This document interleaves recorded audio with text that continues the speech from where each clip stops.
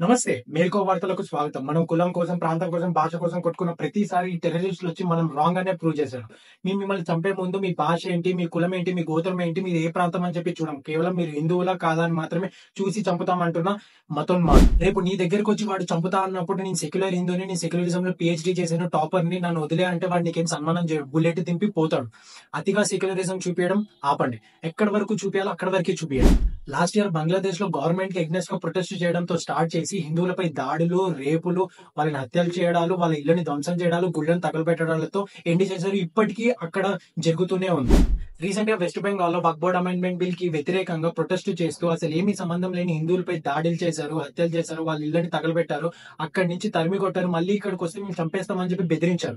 అయినా ఎవరు పట్టించుకోరు. మొన్న జరిగిన టెర్రరిస్ట్ అటాక్‌లో కూడా వాళ్ళు హిందువులని కన్ఫర్మ్ చేసుకున్న తర్వాతనే తమ భార్య పిల్లల ముందు చంపిన సగం మంది హిందువులు ఇంకా దీంట్లోకి మతాన్ని లాగకండి, వాళ్ళు ఇండియన్స్‌ని చంపారని చెప్పండి అని అంటున్నారు. వాళ్ళు మతం తేడా లేకుండా చంపుంటే ఇండియన్స్‌ని చంపారనే అనేవాళ్ళం. కానీ వాళ్ళు మతాన్ని చూసి నువ్వు హిందూ అని కన్ఫర్మ్ చేసుకున్న తర్వాతనే వాళ్ళు చంపారు. ఇప్పటికైనా మారండి. ఈ సింపతి గేమ్స్ ఆడడం ఆపండి.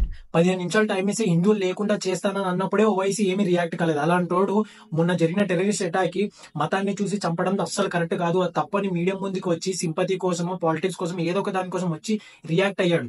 కానీ హిందువులు మాత్రం రియాక్ట్ అవ్వడానికి భయపడుతూనే ఉన్నారు. సంకలో పామును పెట్టుకుని స్నేక్ అండ్ లాడర్ గేమ్ ఆడుతున్నాం అనే విషయాన్ని గుర్తుంచుకోండి. ఇంటి బయట ఉన్న దొంగలని ఎలా అయినా గుర్తించొచ్చు. వాళ్ళని ఎలా అయినా పట్టుకోవచ్చు. మరి ఇంట్లో ఉన్నోళ్ళని